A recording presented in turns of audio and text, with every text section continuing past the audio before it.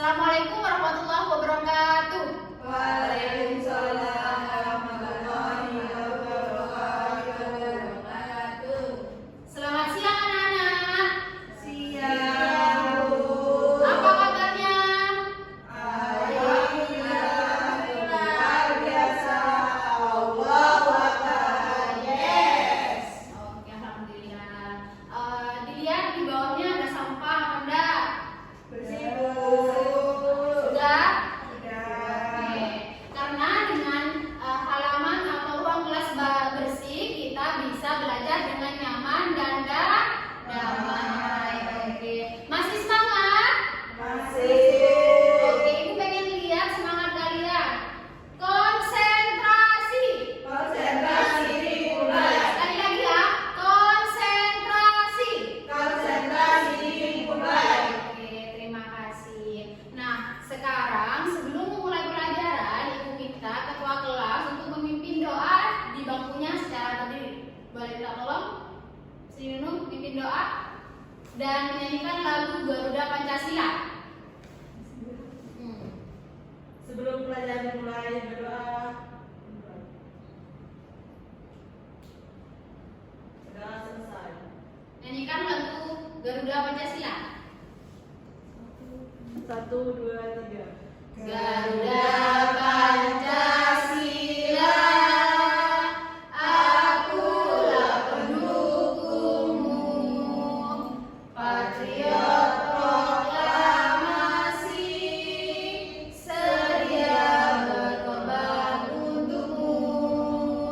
Pancasila dasar negara, rakyat adil makmur sentosa, pribadi bangsaku.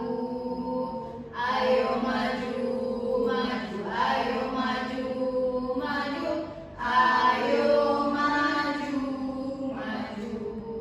Oke, terima kasih. Nah, sekarang siapa yang nggak masuk?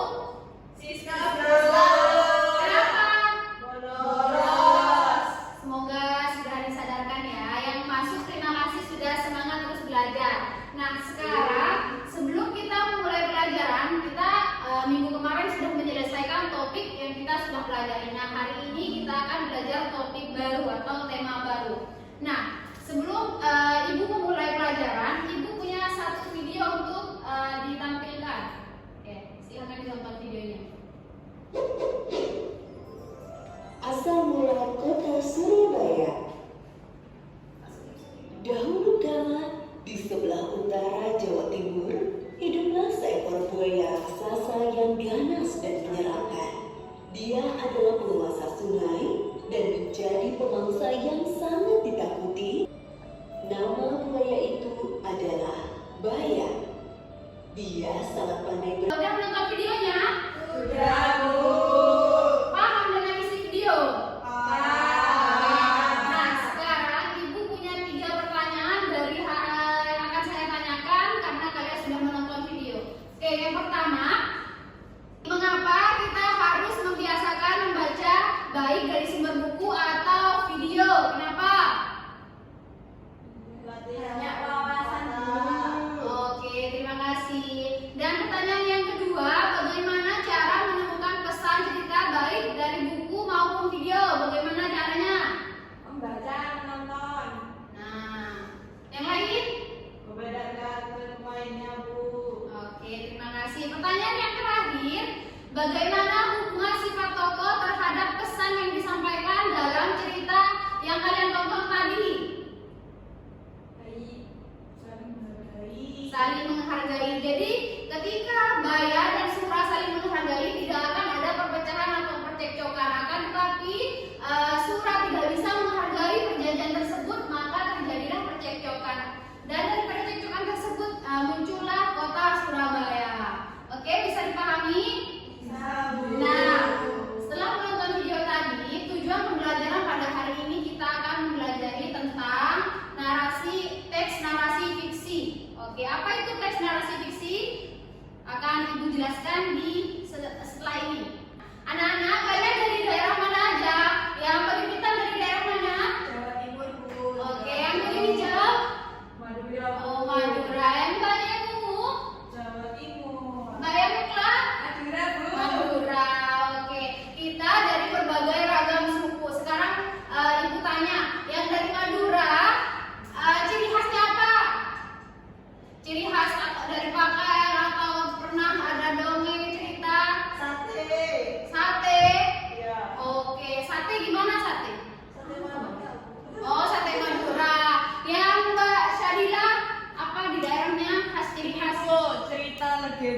zaman legenda cerita lumpur lapindo. Oh, Limpur Lapindo ya. Yang Mbak apa?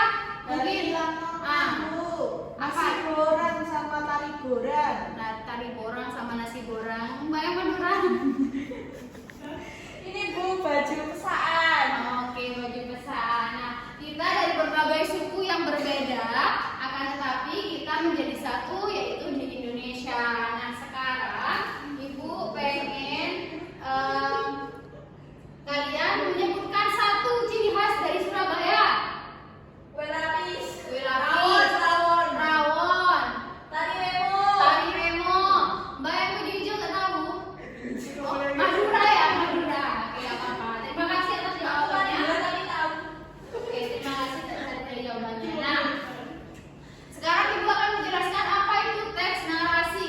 Teks narasi adalah jenis teks yang mengisahkan suatu peristiwa berdasarkan waktu.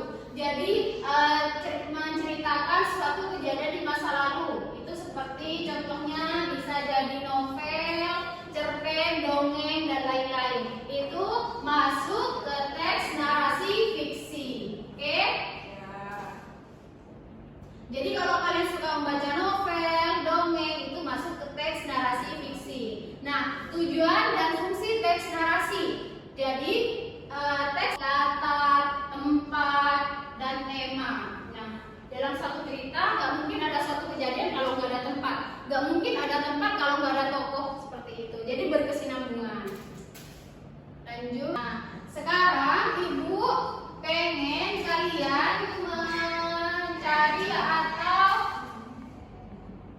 menentukan dari cerita Malin Kundang. Nah, sekarang Ibu akan membentuk dua kelompok. Yang pertama kelompok audio yang akan Ibu berikan YouTube. Yang kedua bentuk bacaannya, bacaan yang sudah Ibu siapkan.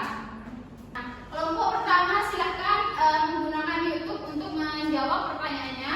Kelompok yang kedua menggunakan bacaan. Ya Bu. Yuk kerjakan.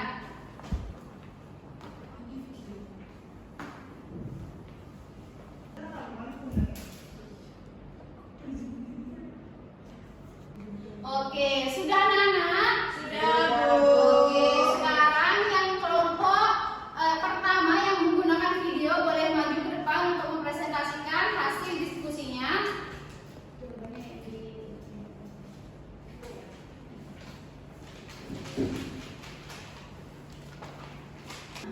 Saya akan mempresentasikan hasil diskusi kami.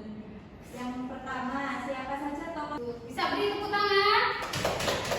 Oke, sekarang kelompok kedua yaitu dari kelompok membaca. Boleh maju ke depan.